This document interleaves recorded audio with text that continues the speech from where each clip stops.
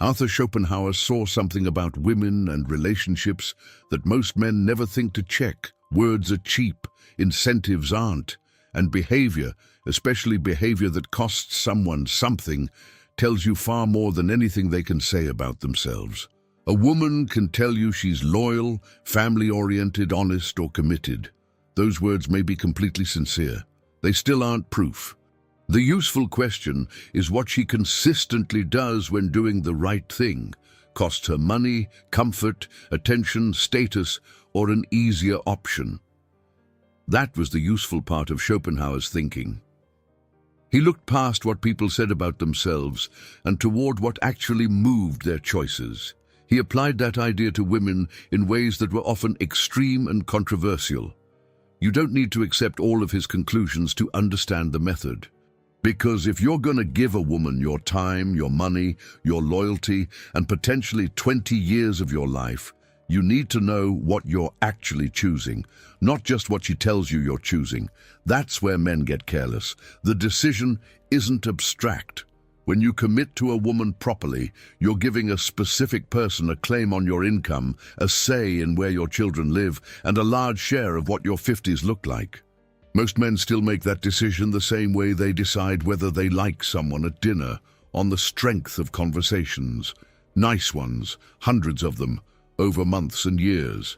They hear what she says she values, what she says she'll do, and what she says the two of them will become, and slowly mistake the story for the evidence. Late in his life, he put that method to work in about 40 pages on women. He pushed it into conclusions that were extreme, and I'm not spending this on whether 19th century German philosophy nailed the female character. He took a handful of women he personally knew and turned them into a law of nature, which is bad thinking no matter who does it. What I want is the tool he used to get there, because the tool is a great deal better than the conclusion he reached with it.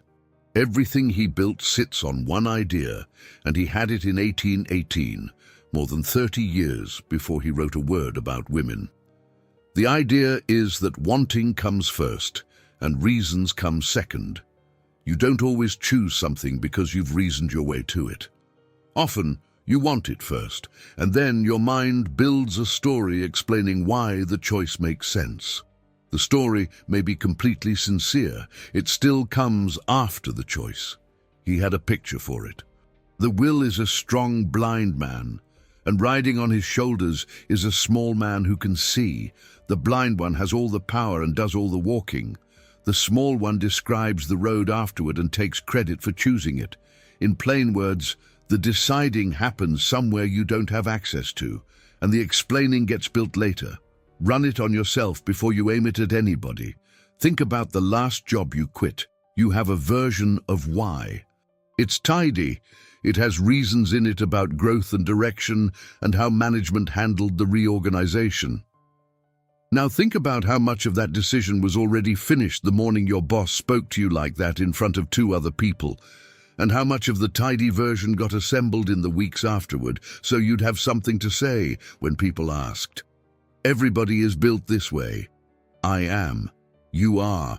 It's simply how people work. So when a person tells you why she does what she does, anyone, including you, explaining yourself to yourself, what you're getting is the report from the small man with the eyes. It's sincere. It's also written after the fact by someone who wasn't in the room when the deciding happened. You already know this, and you already act on it everywhere money is involved. Before you hire somebody, you call the last place he worked. Before you lend a friend $4,000, you run through the last 3 times he swore he'd handle something. When you buy a used car off a stranger, you pay a mechanic to look at it, and the seller's opinion of the engine never enters into the conversation at all. A job, $4,000, a used car. In every one of those you demand behavior before you'll believe words, and nobody has ever accused you of being paranoid for it.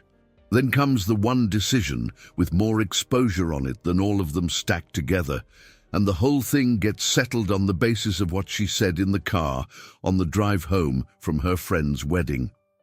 So ask yourself something, and be honest. because nobody's listening to your answer. The last relationship you were serious about.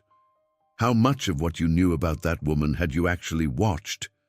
And how much of it had you only been told? There's a man watching this who is already halfway out of his chair, and he's got a real case. Because what I'm describing sounds like a way to live that nobody sane would want. You meet a woman and you start keeping a file. You stop taking her at her word. Every decent thing she does goes in a column marked unconfirmed while you wait for some test she doesn't know she's taking. And he's right that the men who live like that are miserable. I've met them. The guy who screenshots everything. The guy who keeps a running tally of who apologized last and tells you at a barbecue that he's watching her behavior with a little smile, like he's cracked something open. That man settled the verdict years ago, and he's just collecting for the file. A woman with any self-respect walks out of that, and she's correct too. Two things look identical from the outside, and they are opposites. Suspicion is something you do. It's work. You set traps, you check timelines, you ask questions you already know the answer to. It takes energy, it leaks out of you no matter how carefully you hide it, and she can feel it in the room. It will ruin a good relationship, and it deserves to. Observation asks her for nothing. She never has to prove anything, submit to anything, or even know it's happening, because you aren't doing anything. You're just declining to throw away what you already saw with your own eyes. That's the whole discipline. It requires no cleverness and no confrontation, and it doesn't cost her a thing. You already have the material too.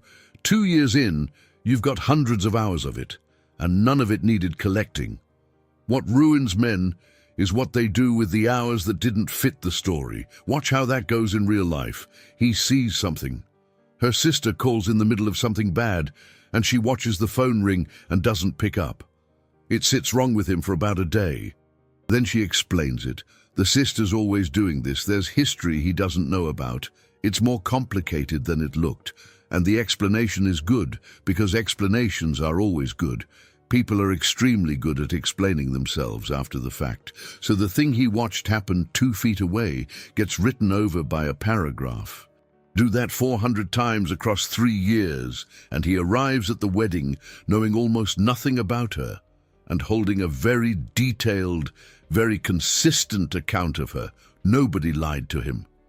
He just found that talking is easier to remember than watching. I've had that conversation with 3 different guys in the last couple of years. Always late at night, always long after the thing already happened. Every one of them goes quiet at some stage and stares at the table because he's just found the moment, and it's usually years back. I've never had anything useful to say in that gap, so mostly I don't say anything. This runs the good direction too, and men miss that completely. When you actually watch, most of what you see is fine, better than fine.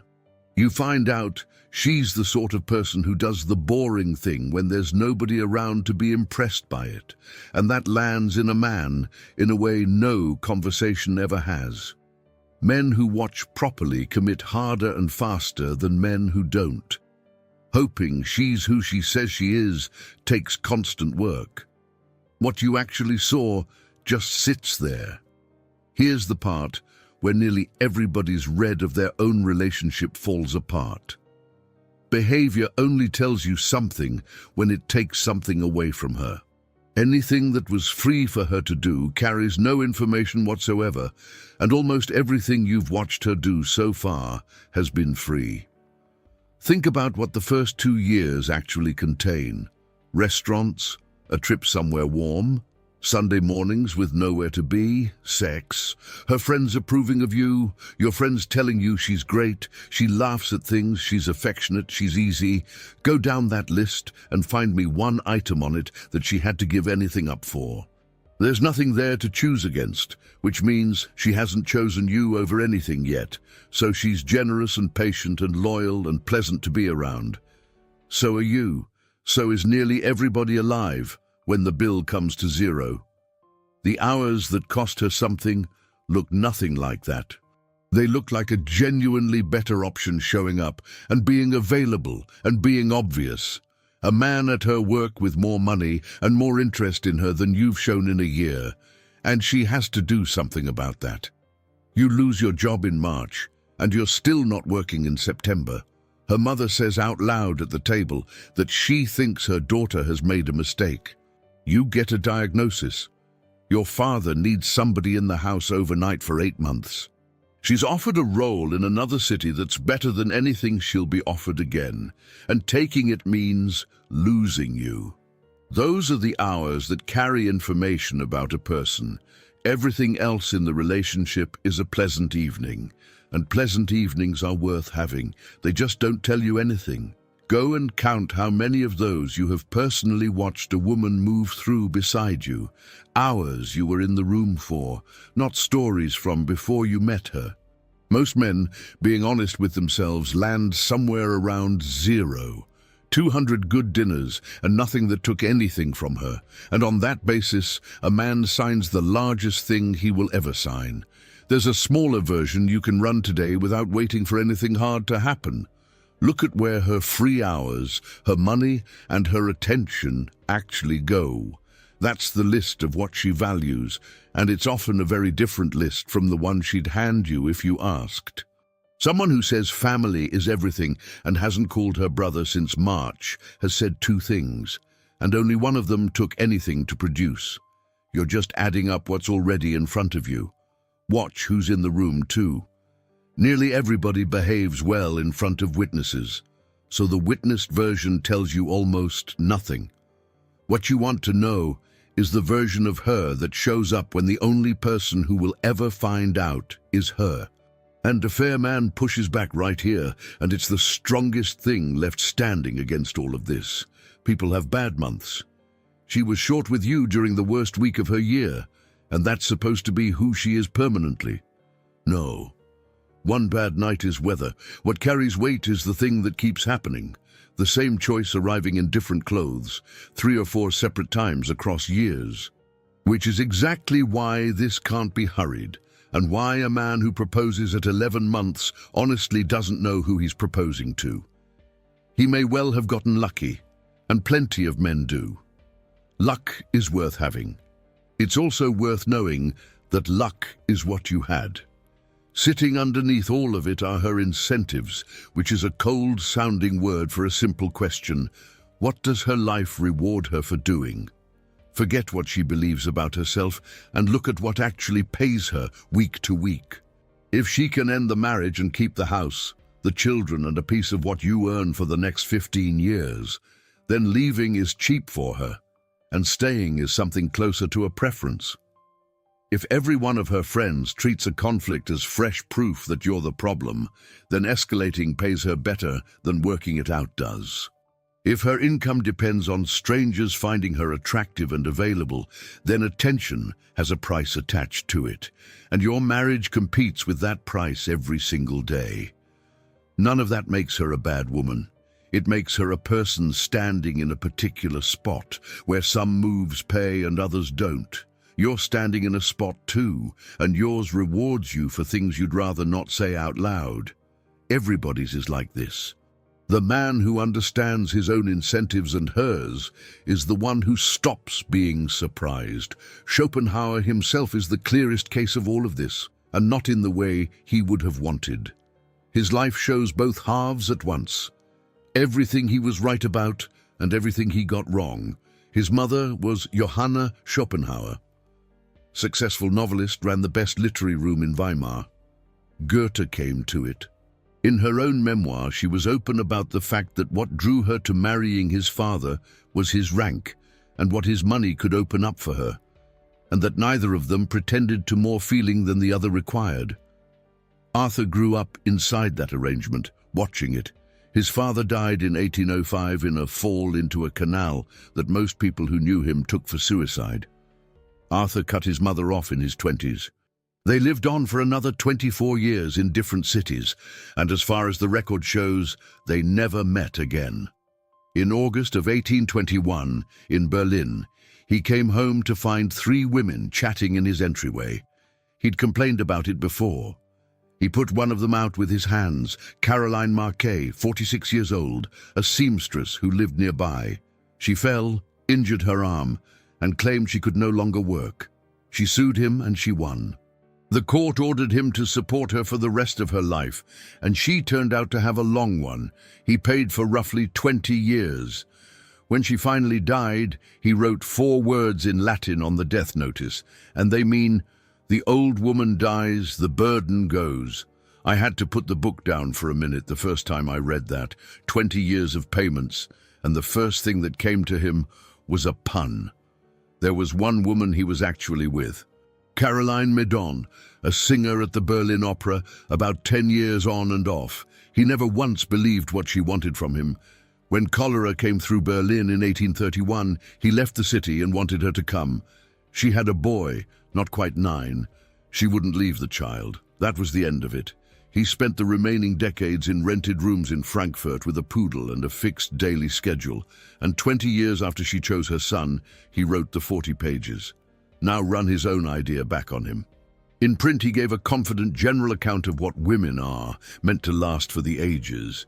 In his life, there was one mother he never forgave, one court judgment he resented for 2 decades, and one woman who picked her child over him during an epidemic. He did the precise thing he spent his career warning people about. The wanting came first, wanting to be right about them, wanting the wound to mean something larger than itself.